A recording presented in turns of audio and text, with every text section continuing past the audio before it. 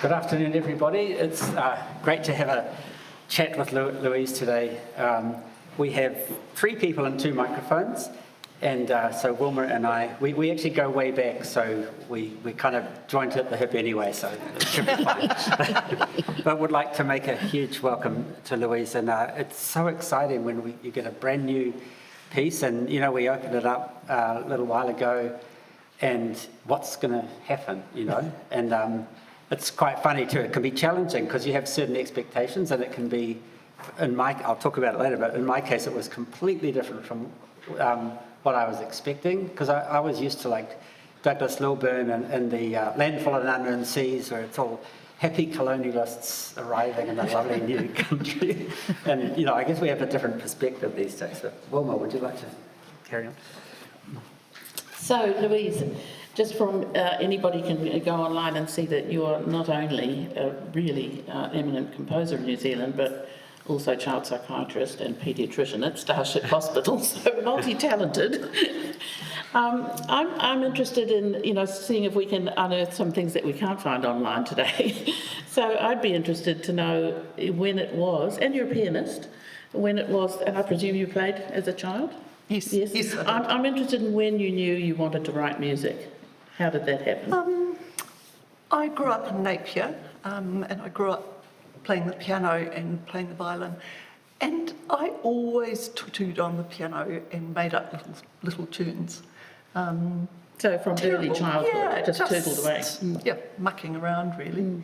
And depending on what I was listening to, I think the early ones sounded like really bad Mozart, and then as I got a bit older and heard Bartók and Schoenberg, they sounded like really bad Bartók and bad Schoenberg. And then I kind of stopped when I got to the end of school.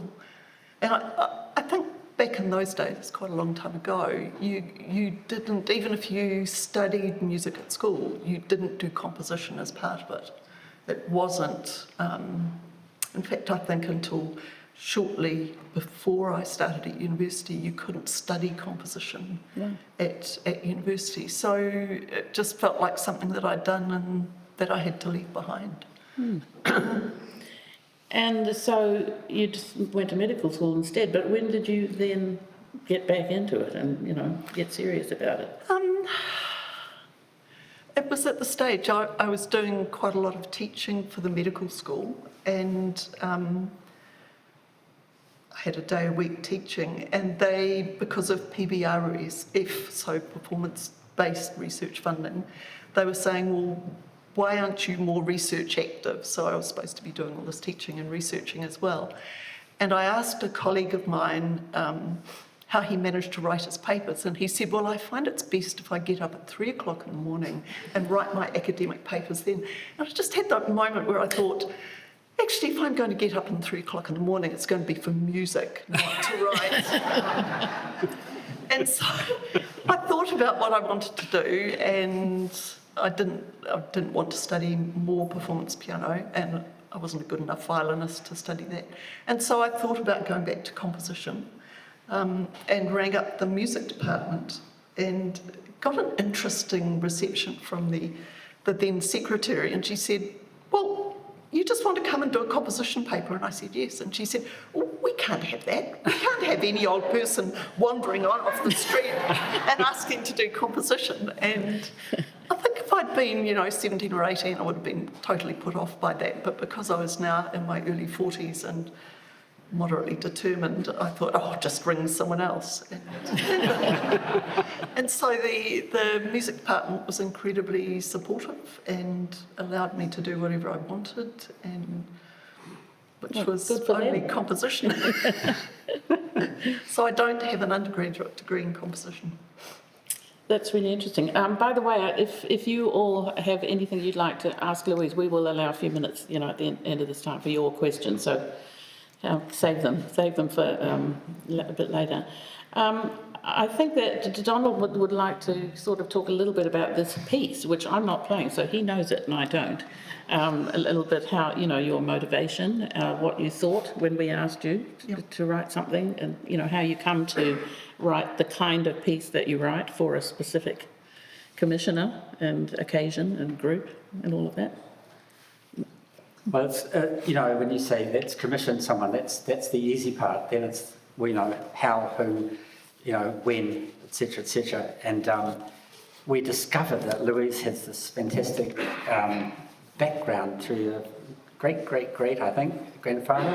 And I think it's so attractive, and for a festival, it's a Martinborough festival. It's not just a generic festival. So, isn't it great to have a piece that's actually about this region? So that's really how we approached Louise. It's like, we heard you have this background here.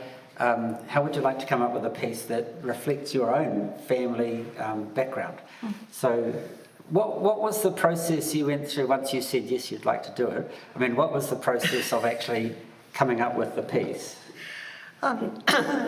Saying yes is easy, actually writing it's the really hard bit. And usually there's a lot of kind of, yeah, sure, and then thinking, oh my goodness, what am I going to write? So, I just felt delighted to be asked and very honoured. I think you had said, Donald, that you were interested in the connection with Martinborough and with the Wairarapa. So I did start thinking about what were those connections. And I was thinking about what it must have been like back in 1839 to climb into a sailing ship and sail to the other side of the world, knowing nothing about the place you were going to, and what that experience would be like. And so thinking about the sound worlds that we all carry around with us, and they're often sound worlds from childhood, from other things we're doing, and they're often, the things that are the last to go. So when we get to the stage of dementing, the things we'll remember still are the things we sang as children, the music from then.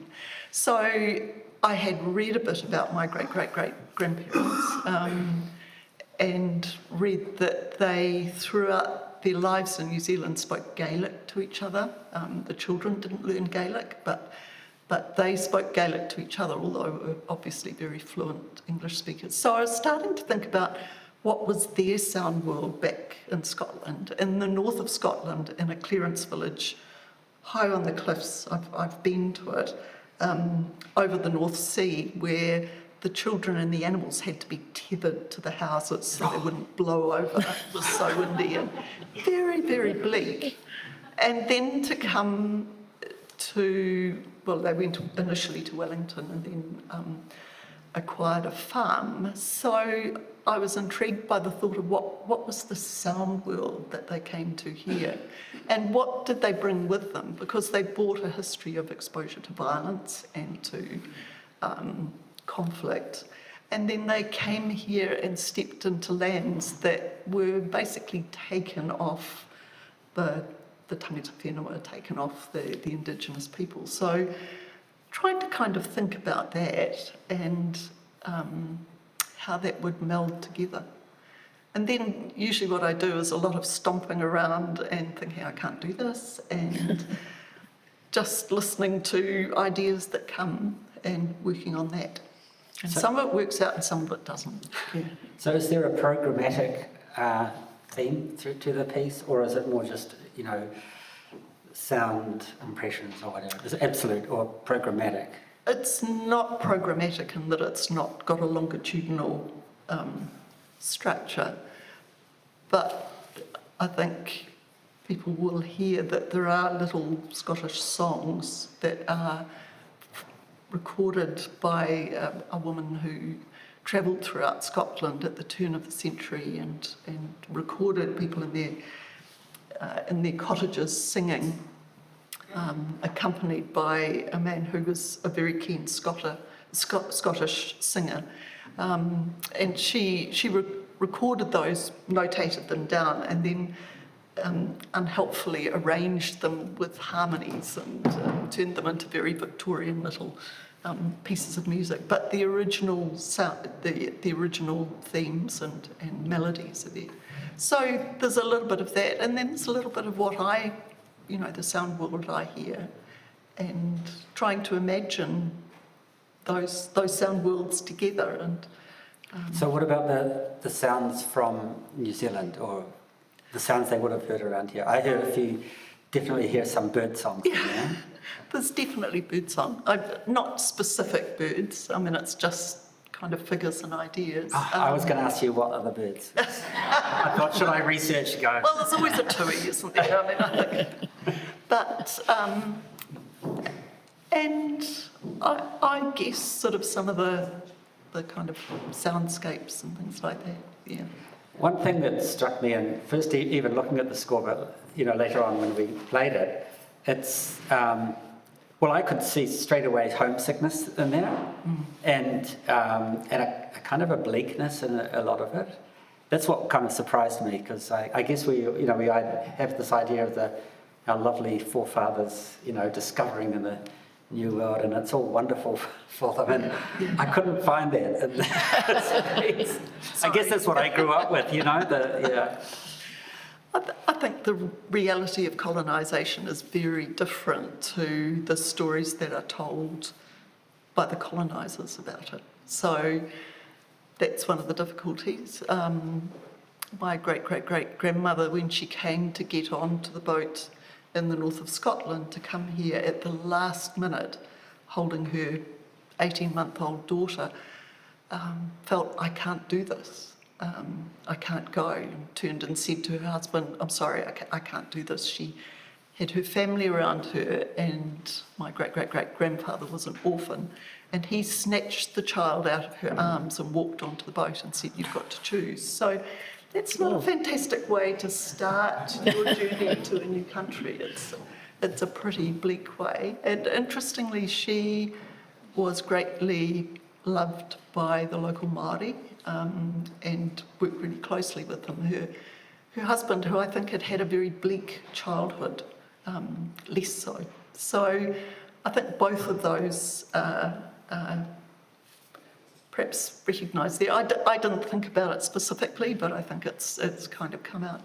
And I think they were very hard times. Most of the families lost a number of children. A number of children died to accidents and to disease. So they were not easy times for families. Yeah. Wow. So, without getting any more depressed about life in Martinborough, why isn't it different now? Even the bakery has the most exquisite bread. It's incredible. But what I wanted to ask you is, when sometimes you hear a composer and you go, that's so-and-so, they have their own sound, their own world. I don't know about your own music, but would you have something that would describe the main elements in your music, or what you're striving to say, or, as in a more general way of just all your own pieces? I find that really hard to answer. I think probably other people can recognise it in a composer's music than necessarily we can ourselves. And a bit like, if you asked a performer, if you listened to a recording and you could go, oh, I know who's playing that. But often the performer themselves doesn't identify what it is about their playing that makes them instantly recognisable to others. So I think possibly some of the things are modal harmonies sometimes. I don't really know.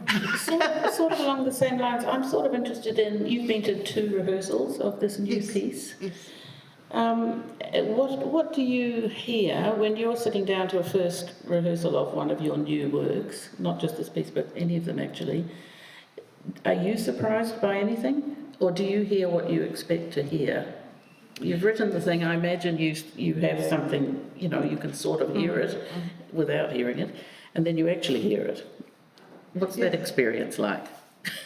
It's amazing, actually. It's always, sometimes there are things that when you hear it, you go, oh, oops, I've not written that well. That's not what I intended.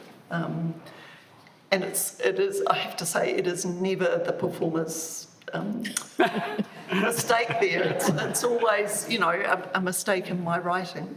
But But often, I guess because what I'm writing I can hear in my head first, and then you transcribe it onto Sibelius, which just sounds disgusting. And Sibelius is a program that produces a sort of sound track Yeah. of what you've written, right? yeah, Yeah. and so hearing it live, and also hearing what fantastic performers like you folk are, hearing that is always amazing.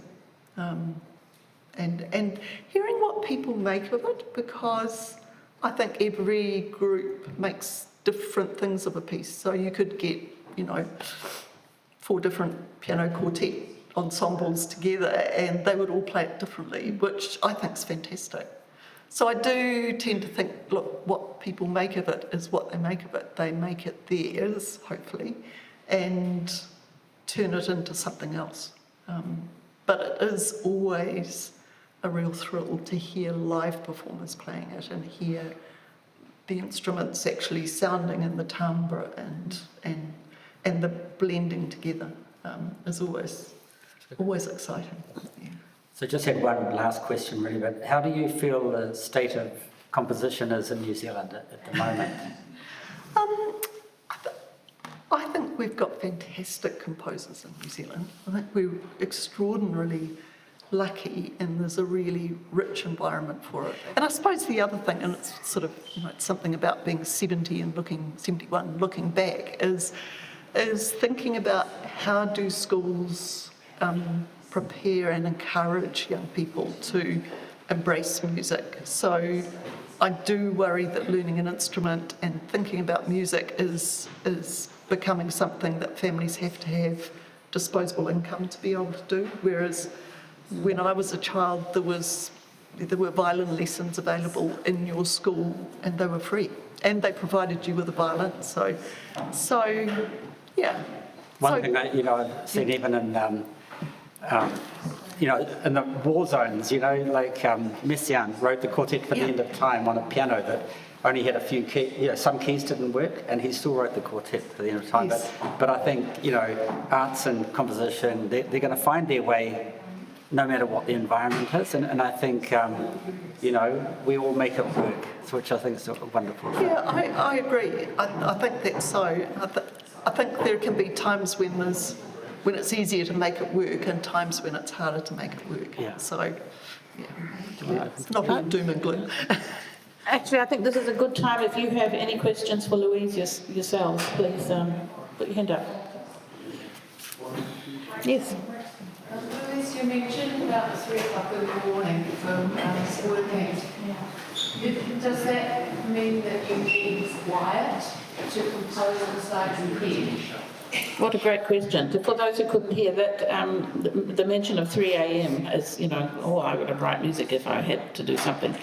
Does Louise need quiet? Is a quiet environment necessary for composition?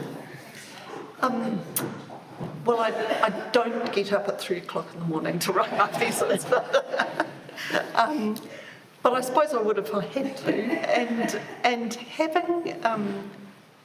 having a space is important. And I think the times I've found it hardest have been when I've been incredibly busy with other things, and so it was harder to hold ideas and thoughts in my head from time to time. Whereas if I'm not doing a whole lot of other things, then it's easier to walk around in that sound world and keep the process going.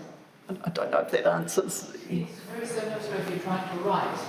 There's a lot of similarities there of wanting that to go in your own head without the interruptions and things. Yeah. And if you're constantly being interrupted by other people, like I don't do it. I don't write when I'm at work, and I don't write when I'm with my grandsons who are extraordinarily loud and good at interrupting.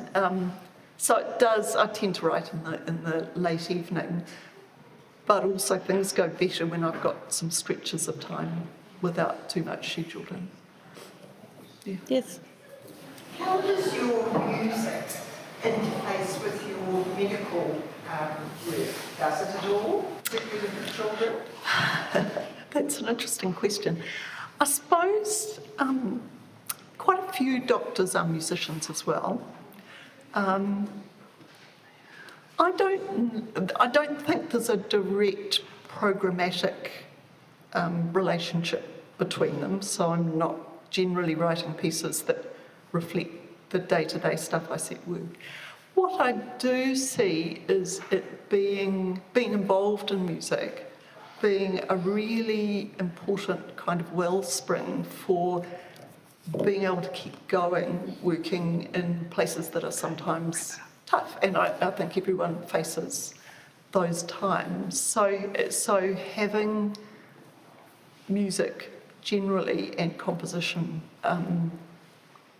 as a kind of it's like a river that runs beside it, and they're both very important to me. I mean, I tried to make choices between them, and in the end I just thought greedily, oh well, I'll have both. I think my colleagues at work are kind of bemused by it, and sometimes they come to concerts, they don't tend to like 20th century composition, so they come politely, but they don't quite know what to say at the end of it. So. But they're enormously supportive, so I think they encourage it in the same way as they would encourage the team members who run ultra marathons as their way of managing it. So, We've probably got time for one more. Or we've probably got time for one more question. Yeah. Oh, we've got two. Yes. Do you write stuff that's got vocals in it? And if so, how does that differ from everything else you do? Difficult, hard, easier? I have written works that had vocals in it. I think the thing about doing that is that it, right from the start, for the way I write, adds a structure. So I start with words and my picture of what those words mean and the sounds that will become associated with it. So the times, I haven't written a lot for voice, but I've written some songs and pieces for voice and orchestra. And the vocals, the text has definitely created a structure for me. Yeah. There's one more, yes. Yes, just thinking of authors who write books, at the end of the book there's often an acknowledgement to the editors and people who have proofread. Is there a crossover for composition where you may run your work passing on due respect and ask for what they think of that, or is it just all? It doesn't detract from the fact that you're a composer, because when I read a book, it's by that author. I don't even think of the editing stuff, but is there a similarity in composition? I think it's fantastic to have a peer group of people you can run things past. Probably the only reason that I ended up back at university doing a DMUS was to be able to have that group of people, and so since then it's been harder. The person I probably run things past most is my husband, and he's enormously supportive. I'll embarrass him in the audience, and not a musician, but has listened to lots and lots of music, and he always says, "That's wonderful, dear." Let's move on. That's why you married him. We could go for a long time, but we have a concert soon. And before that, Donald's going to play a short piece for solo violin by Louise, just to wrap up this session. There's so many bird songs in the piece we're going to hear this afternoon, and we had a launch earlier on in the year, and I asked Louise to send some pieces, and she sent a little piece called Pi Waka Waka. So I thought it'd be fun as a teaser, you could say. So I'm just going to play Pi Waka Waka. Thank you, Louise. Thank you. So much.